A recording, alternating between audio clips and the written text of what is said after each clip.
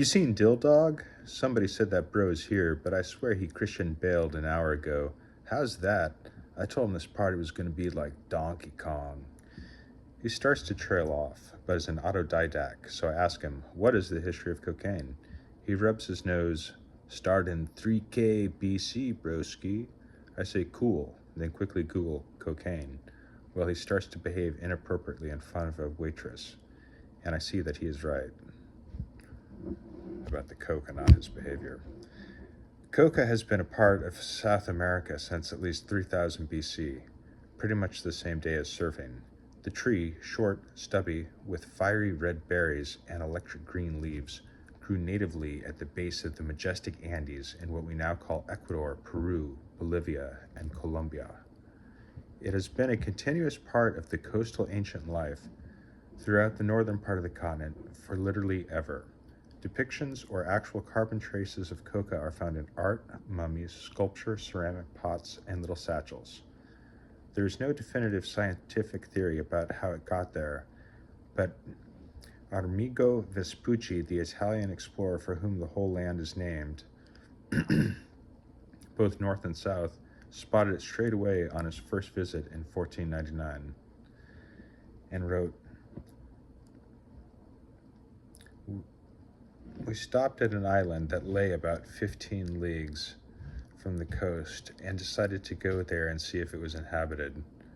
We found there the most bestial and ugly people we had ever seen, very ugly of face and expression, and all of them had their cheeks full of green herb that they chewed like beasts, so they could barely speak. Each one carried round his neck 2 gourds, one of them full of that herb and the other of a white powder that looked like pulverized plaster. They dipped a stick into the powder and then put the stick in the mouth in order to apply the powder to the herb they chewed. They did this frequently. We were amazed at this and could not understand its secret or why they did. And since at least 3000 BC, these pre-Incans, these Valdivians, had been toying with their dopamine levels. They have been using the cocoa leaf for all manner of reasons, both mundane and sacred. It is even suggested that it was the very first plant to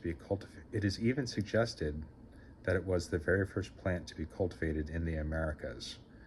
These early men would use the leaf to stave off hunger, to keep altitude sickness at bay, to give energy, to cure disease. Priests would use coca ritually to protect from curses, change bad luck, predict the future, and make offerings to Mother Earth. The Spanish, when they first began establishing colonies in the New World, for example, brought their Catholicism with them, and the Catholic priests did not like this cocoa chewing ritual offered to Mother Earth or any of its attachment to the pagan gods. They understood that it would be better if the plant were eradicated altogether, but understood its value in keeping the native population working. Local traditions had it that buying and selling coca was blasphemy, frowned upon by the gods, but the Spanish overrode that with the church's blessing.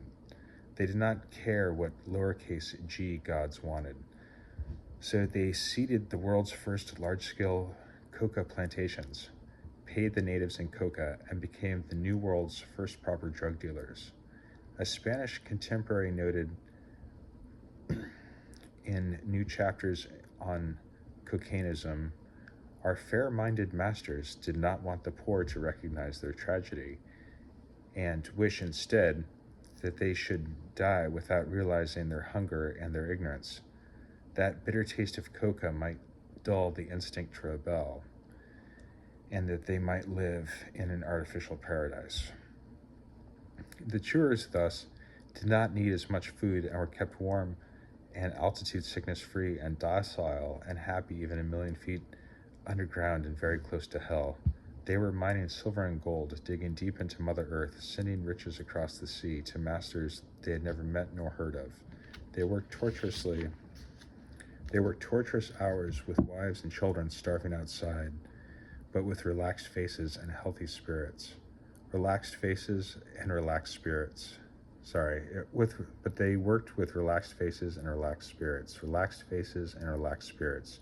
Surfing and cocaine have truly come to look like each other in the same way a long-time dog owner will begin to resemble his mutt, And maybe that's because they were together in Peru, mingling for 3,000, 4,000 years before anybody peeked in on them, dancing some early, partially forgotten dance, belonging to each other from the very beginning.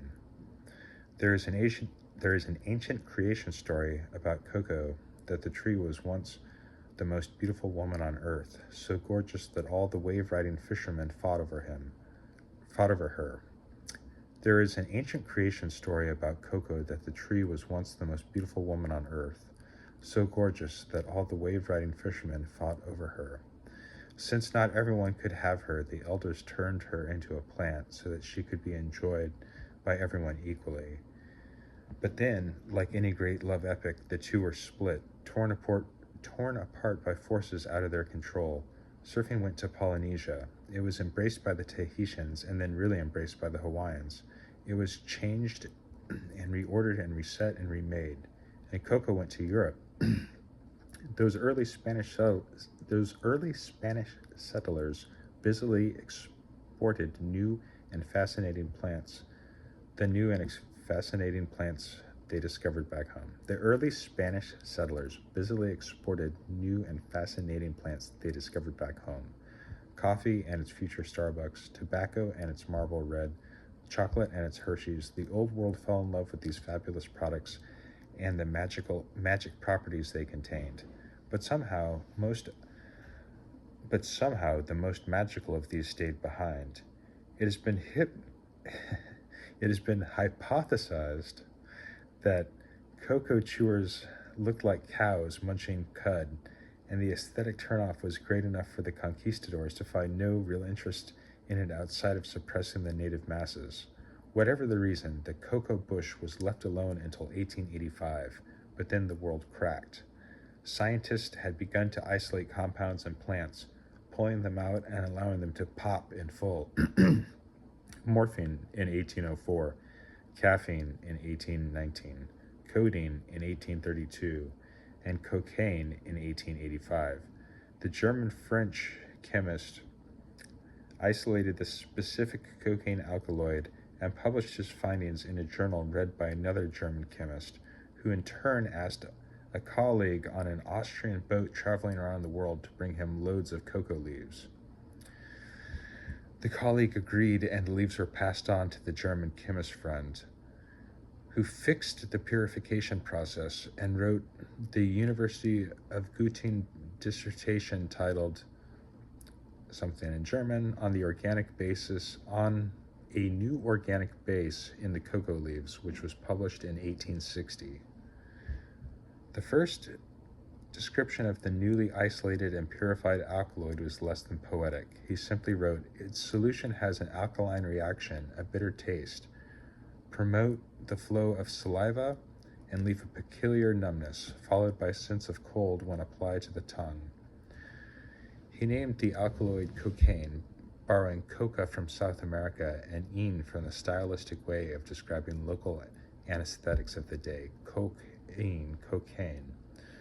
It all seems very cleanly scientific, no? Very modern man extrapolated into the future, except the isolation of cocaine from the cocoa plant did something far greater. A Columbia hip-hop documentarian and cocaine scholar wrote, "This isolation was not only a chemical process, it also sheared psychoactive substances from their specific cultural context. They could now be packaged as commodities and sold to anyone with the money to buy them. Since these substances were no longer dispensed by healers or reserved for special ceremonies, people had to learn how to take drugs all over again. And there went cocaine from Peru to Europe, getting isolated and purified and freed from its cow-like cultural context. And there went surfing from Peru to Polynesia, standing up and getting nude and becoming a full wild obsession. Like the Princess Bride, remember? The very pretty farm girl, Buttercup, played by the gorgeous Robert Wright Pretty Penn, and the handsome stable boy, Wesley, played by the dashing Cary Elwes, fell in love as poverty-stricken youth. Semi-weird, not sexy in the farm barn context. cow shit and fetching water from the well and feeding goats and collecting eggs in discordant power situation, etc. Circumstances took them away from each other, though, and while they seemed rough at the time, Buttercup was made a radiant princess, and Wesley a pirate wearing the best black blindfold that has maybe ever been worn, or at least the best one that has ever been worn by someone other than John Galileo. They were both gorgeous. Galliano? I don't know if that was someone who played Zorro or something. But what if Buttercup and Westry had never been separated? I'll tell you what. They would have gotten married and had kids and voted for populist candidates, eaten hot dogs, lived on the farm surrounded by cow shit and goats. Their children would have fetched water from the well and eggs from chickens and would have fed the goats. But no, that is not a real love story. A real love story transcends. Buttercup and Westerly both transcended and were able to overcome the fire stump, Prince Humperdinck, Andre the Giant, a priest with a speech impediment, and death in order to swing from the most glorious heights. Surfing and cocaine needed to be separated from each other to find their best selves, or at least their truest selves. But nothing can keep true loves away, and the very alluring, albeit dull cocaine and the very obsessed surfing were sure to reconnect. The social media manager for a different surf magazine that is trying to follow surfing into the grave bumbles past all sweaty and hot. I ask him if he loves cocaine. He turns towards me, his face becoming a menacing scowl, and says, "You better not write anything about me, Chas. You better not, you fucking dick. Everyone hates you," before storming off. I guess he does.